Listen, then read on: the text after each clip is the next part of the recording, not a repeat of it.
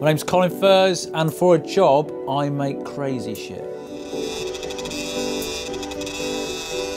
What sort of crazy shit do I make? Well, I'm sitting on one of the things, the world's fastest mobility scooter. I've made a jet bike, I've got a jet-powered barbecue, jet-powered kettle, I've got a pram that's got an engine in it that does 50 miles an hour. You name it, if it's completely stupid, ridiculous, and probably not worth spending time on building, I've built it.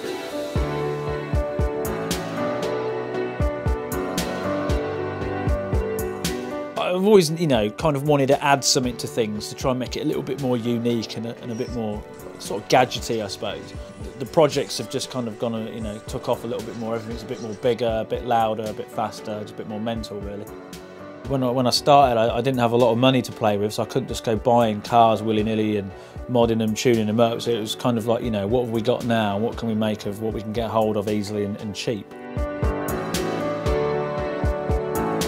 But there is something more appealing about making something out of a trolley with something that's not as good as a Ferrari engine and still making it look just as awesome and going just as fast. If you can do it with basic tools, basic equipment, then it's a lot more fun, and I think there's a bit more of an achievement at the end of it as well.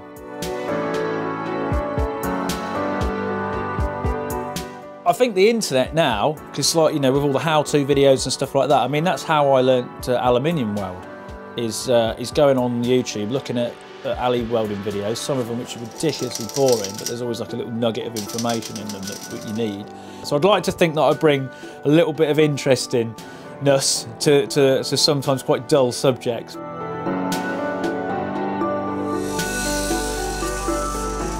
But the worst thing I've ever done is in this very position, actually. I was trying to start my jet engine up, which I'd made out of a toilet roll holder.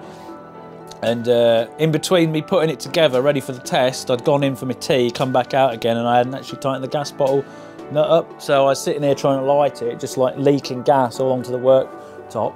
And then as you do when you start on these things, you get like spits of flame and everything, and the whole lot just went up. And it took all the skin, this arm completely, lost all my skin. And you can't really tell. When I get cold, it goes a different colour all around here, but generally, it doesn't look like anything's happened to me, so I got pretty lucky there.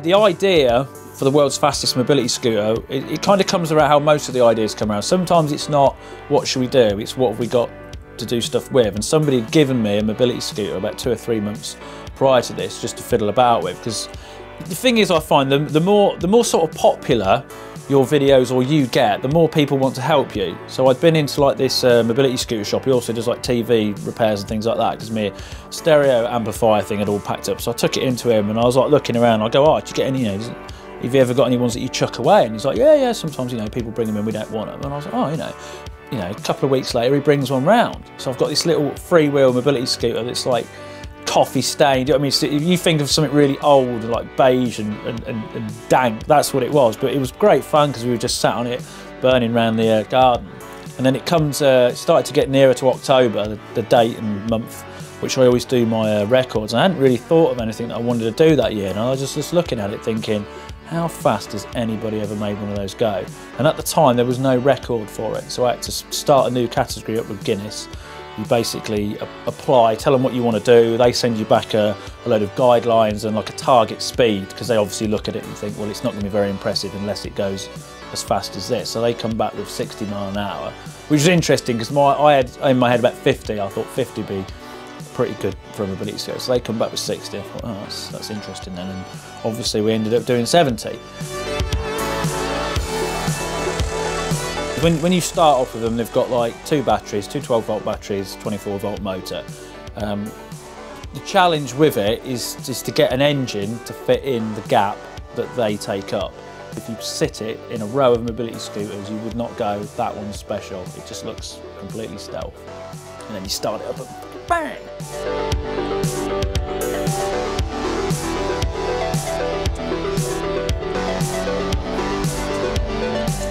Currently, Guinness World Records, I've got 5. Got the world's biggest bonfire, world's longest motorbike, world's fastest mobility scooter, fastest pram, and fastest toilet. I'd like to get lots of them. But it won't be me having a snooker cue balanced on my nose for like 10 days. I'm not interested in that. It's, no, it's boring.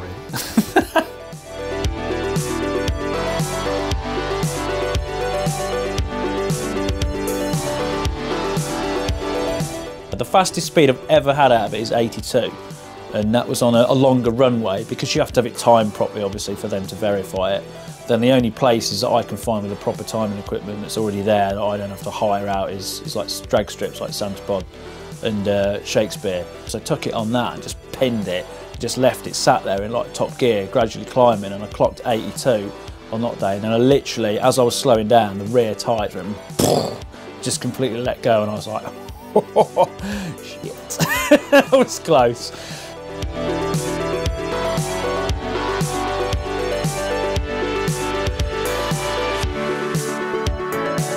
I think I did the quarter mile in about, I think it was 18 seconds at about 68 mile an hour was the first one.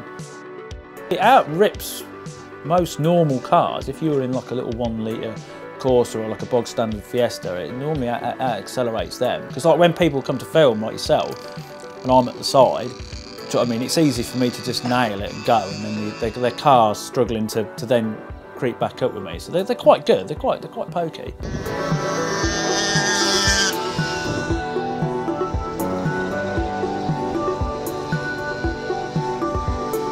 It's weird. You'll probably have the similar thing, right? When you're talking cars to people that like cars, it's easier, isn't it? You face these people that don't really know anything about you, don't really know anything about what you do.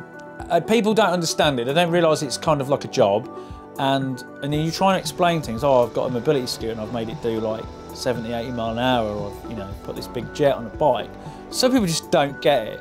It's just, they don't really, I just sometimes think they're just going, right, and in their minds, they've just, the mental picture is not matching what reality is.